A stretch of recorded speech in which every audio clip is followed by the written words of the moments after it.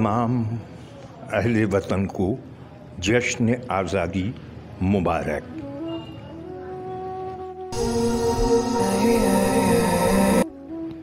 ये वतन तुम्हारा है, तुम हो पासबां इसके। इस अफसानचे को लिखा है जनाब सरमद अब्बासी ने। तो आइए चलते हैं अफसानचे की जानिब। यकम अगस्त से चंदा मुहिम शुरू करने के बावजूद 14 अगस्त को निकलने वाली पाकिस्तान जिंदाबाद रैली के रूट पर एक भी कौमी परचम, झंडियाँ, बैनर्स और पैनाफेलेक्स नज़र न आए। बूढ़े अल्लाह बख्श के झुर्रियों भरे चेहरे पर बरहमी के आसार नुमायाँ हो गए। उसने फ़िदा हुसैन को फ़ोन करने के लिए मोबाइल निकाला ही था कि सामने से पाकिस्तान के परचम और झंडियों से सजा मिनी ट्रक गुजरा। अल्लाह बख्श को ड्राइवर के बगल में बैठे शख्स पर फ़िदा हुसैन का गुमान हुआ। उसने आगे बढ़ने का इरादा मौकूफ़ करते हुए ईदगाह मोड़ की तरफ चलना शुरू कर दिया।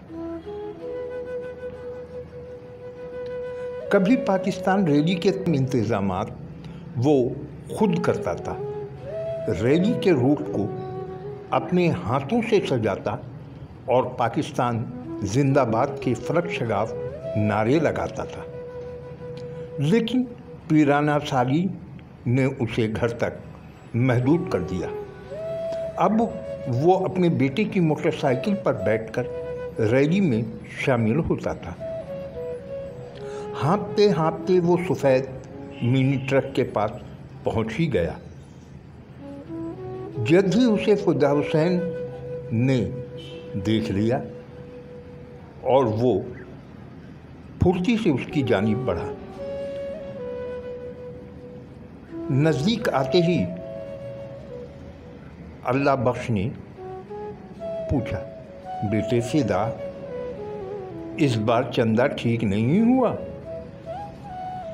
ये आपसे किसने कह दिया चाचा? फ़िदा हुसैन ने क़दरे हैरत से पूछा। इस बार तो पहले से भी कहीं ज़्यादा रकम जमा हुई है। तो फिर गांव के रास्ते सूने क्यों हैं? अल्लाह बख्श ने कहा, अभी चक्कर लगाकर आ रहा हूँ, कहीं कोई परचम, बैनर, आवेज़ा नज़र नहीं आया। क्या इस बार रैली का प्रोग्राम नहीं है? फ़िदा हुसैन के होठों पे मुस्कुराहट आ गई। चाचा साईं, फ़िदा हुसैन ने एक नज़र मिनी ट्रक पर डाली और कहा, इस बार तो ऐसी रैली निकलेगी कि कराची से कश्मीर तक पूरे पाकिस्तान में शायद ही कहीं और निकले। अल्लाह बख्श ने अचंभे से उसे देखा।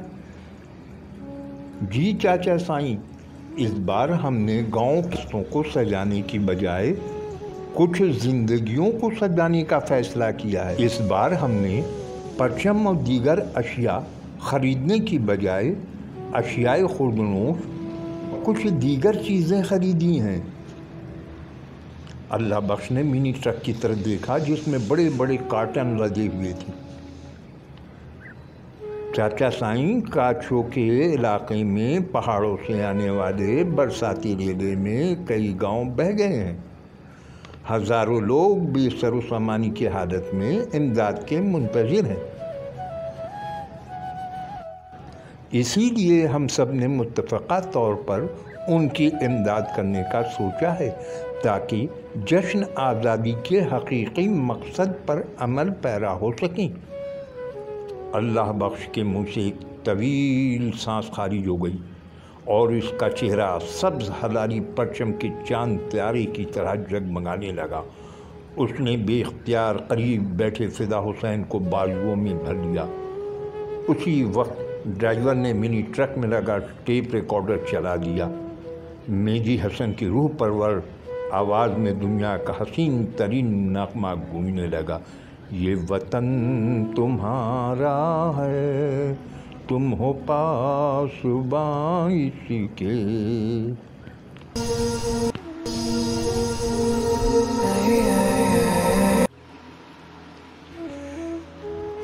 इकबाल खुर्शीद एक मजहूर कलमकार वन मिनट स्टोरी के नाम से कई अखबारात में इनकी कहानियाँ सफ़ा अव्वल पे छपती रहीं।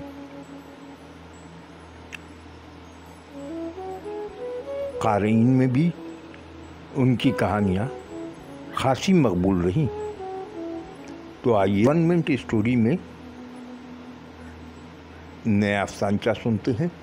उन्वान है छुट्टी। प्रोफेसर साहब तहरीक पाकिस्तान के सरगर्म कारकुन थे। सुबह उनसे मिलने पहुंचा तो वो घर आए बच्चों को ट्यूशन पढ़ा रहे थे। मैंने कहा, सर आप आज भी पढ़ा रहे हैं? आज तो 23 मार्च की छुट्टी है। सर उठाया। अच्छा, 23 मार्च को ऐसा क्या हुआ था? मुझे लगा आज़ाद साथ छोड़ रही है।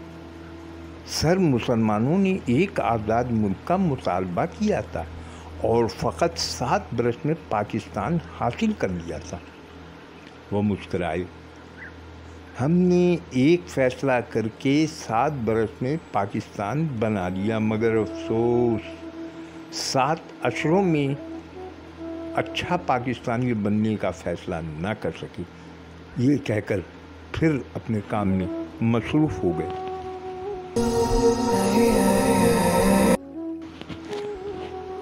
अब सुनते हैं इकबाल खुर्शीद का अफसानचा मेहनत कश बच्चा। कभी मुताला हमारे मामूलात का हिस्सा था, मगर फिर मसरूफियात और अमली ज़िंदगी ने किताबों से दूर कर दिया। कल दोस्त होटल में इकट्ठे हुए तो यही मौजू निकल आया। आखिर हम इस नतीजे पर पहुँचे कि मौजूदा दौर में किताबें वक्त का ज़िया हैं। कुछ देर बाद प्लास्टिक के कौमी परचम थामे एक मेहनत कश बच्चा हमारे पास आन खड़ा हुआ। हम सब ने झंडे खरीदे, साथ कुछ इजाफी रकम भी दे दी। मासूम का चेहरा खिल उठा।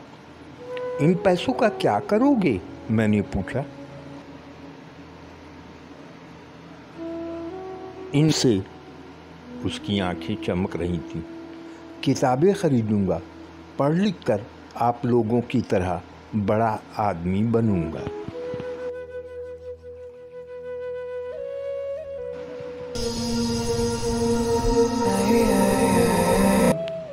एक और अफसानचा सुनी। ये प्रोफेसर डॉक्टर इखलाक गिलानी के कलम का शाहकार है। मैं पेशावर के किस्सा ख्वानी बाज़ार में खड़ा था।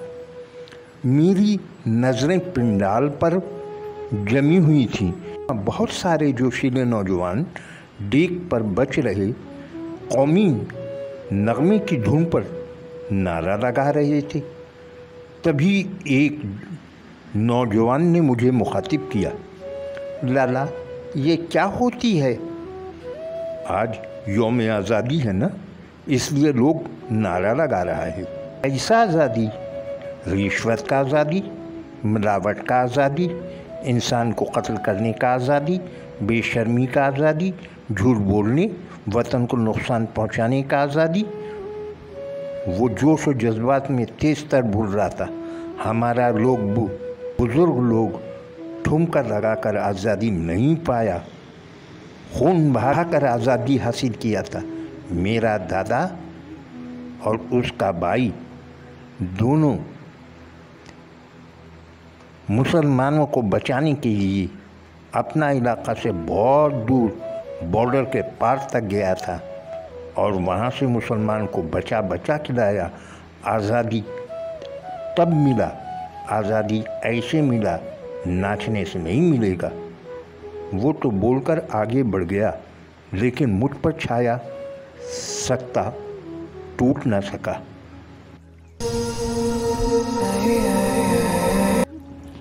और अब हम सुनते हैं जनाब इकबाल मुल्क का अफसानचा तक़सीम। इनका ताल्लुक़ कबीरवाला खानेवाल से है और एक मझे हुए कलमकार हैं। इनके अफसानचे दुनियाए अफसानचा के प्लेटफॉर्म से पहले भी सुनाए जा चुके हैं और यकीनन ये अफसानचा भी आपको ख़ासा पसंद आएगा। तो चलते हैं अफसानचा तक़सीम की जानिब। वो बोला, इंसानी सतह पर तक़सीम के बाद दुखों के सवार क्या मिला। हम पंजाबी, कश्मीरी, पठान, बंगाली तक़सीम दर तक़सीम होते गए, मगर वहाँ हिंदू मुत्तहिद हो गए। अभी तक बिहारियों की कई नस्लें ढाका और कराची की गलियों में गलसड़ रही हैं। हिंदुस्तान से हिजरत करके आने वालों की तीसरी चौथी नस्ल को आज भी पनाहगीर का ताना देकर वापस हिंदुस्तान चले जाने का मशवरा दिया जाता है। मेरा एक महाजिर दोस्त अंकल चौधरी खैरदीन एक साबिक सदर को गालियां देते हुए बोला, और उसे देखो ज़रा, सिखों की हमायत में मरा जा रहा है। भूल गए कि यही सिख हैं जिन्होंने हमारी एक रन वीना छोड़ी। शिद्दती जज्बात से उसका चेहरा सुर्ख हो गया। मासूम बच्चों को नेज़ों में परोया, तलवार से टुकड़े टुकड़े कर दिया। ज़ब्त का बंधन टूट गया और वो फूट फूट कर रोने लगा। उसकी दो बहनों में से एक के ख़त भारतीय पंजाब के किसी गांव से कभी कभी आते तो वो ख़त पढ़ाने के लिए सीधा मेरे ही पास ले आता ताकि किसी को खबर न हो जाए। एक ने लिखा था, वे खैरो बड़ा पुत्र ते करपान कड़ा ते कंघा रख दे, पर छोटे नो कदे कदे मस्जिद छड़ आनियाँ खुदकशी कर लेंदी, पर जो उन्हां दोहानो वैखनियाँ ते मरनो भी दिल नहीं करदा।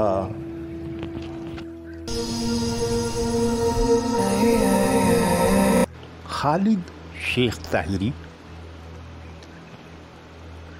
अच्छे अफसानचा निगारों में एक नाम। उन अफसानचे इस बार इजाफी तौर पर शामिल कर रहा हूँ।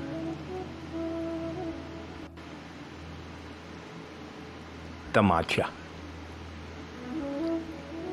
पाकिस्तान एक दहशतगर्द मुल्क है जिसमें मजहबी इंतहा पसंद तालिबान पिनप रहे हैं, जो किसी भी वक्त दुनिया के अमन के लिए ख़तरा बन सकते हैं। यशवंत ने चैनल तब्दील किया और स्टार प्लस का कोई ड्रामा देखने लगा। यशवंत का 10 साला बेटा कुछ देर सोचता रहा और फिर बोला, पापा, ये तालिबान बहुत जालिम होती हैं, क्या वो हमारे मुल्क में भी आ गए हैं? नहीं बेटा, कर तो देखें, हमारी फौज उन्हें चुन चुन कर मार देगी। पापा, फिर बाबरी मस्जिद किसने तोड़ी थी?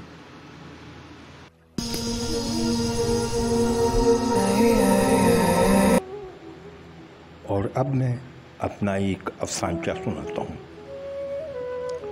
मैं अपनी बालकोनी में खड़ा था कि सामने वाले बैंगलो के गेट पर एक शख्स दरवाज़ा पीटता नज़र आया। उसकी इसी हरकत ने मुझे चौंका दिया था कि बजाय बेल बजाने के वो दरवाज़ा क्यों पीट रहा है। दरवाज़ा धड़धड़ाने पर मसूद साहब बाहर निकले। उन्होंने तेज़ आवाज़ में कहा, یہ کون سا طریقہ ہے؟ کون ہو تم؟ میں ایک پاکستانی ہوں، اس نے بھی چیخ کر کہا۔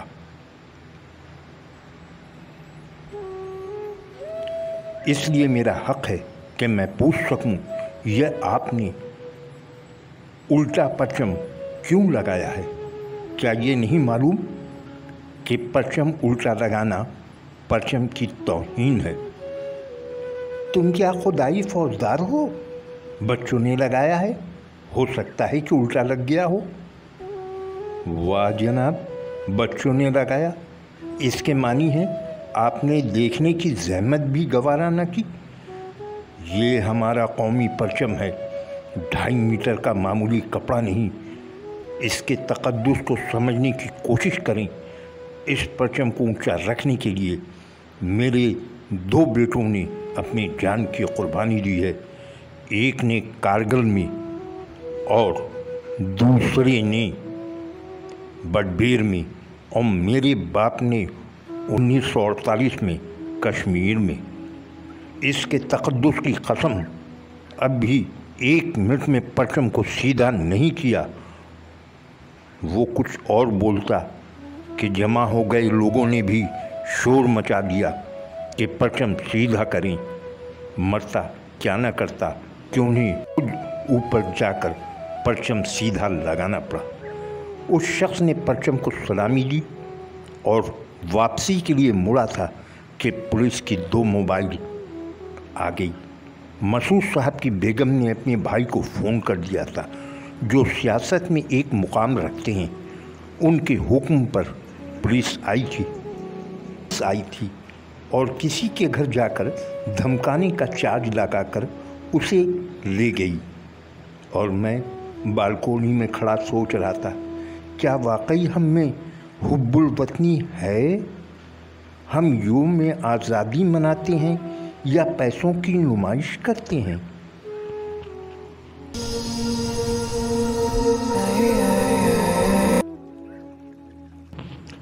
جناب بشیر مالیر کوٹلوی افسانچوں کی دنیا میں ایک بہت بڑا نام۔ ان کا ایک افسانچہ بطور خاص پیش ہے، عنوان ہے جنت مکیں۔ ڈاکٹر ٹاول سے ہاتھ صاف کرتے ہوئے اس سے مخاطب ہوا، مشتاق صاحب مبارک ہو، آپ کی بیگم کی کوکھ میں لڑکا ہے۔ یہ سن کر اس کے چہرے کا رنگ اڑ گیا اور اس کے ماتھے پر پسینے کی ننھی ننھی بوندیں ابھر آئیں۔ وہ گہری سوچ میں غرق ہو گیا۔ تھوڑی دیر بعد وہ فیصلہ کن انداز میں بولا، ڈاکٹر صاحب خدا کے لیے یہ حمل گرا دیجیے۔ ڈاکٹر حیران ہو کر بولا، بٹ صاحب بیٹا ہے، بیٹی نہیں، آپ ابارشن کی بات کرتی ہیں؟ وہ گلوگیر آواز میں بولا، ڈاکٹر صاحب مجھے کشمیر میں رہنا ہے۔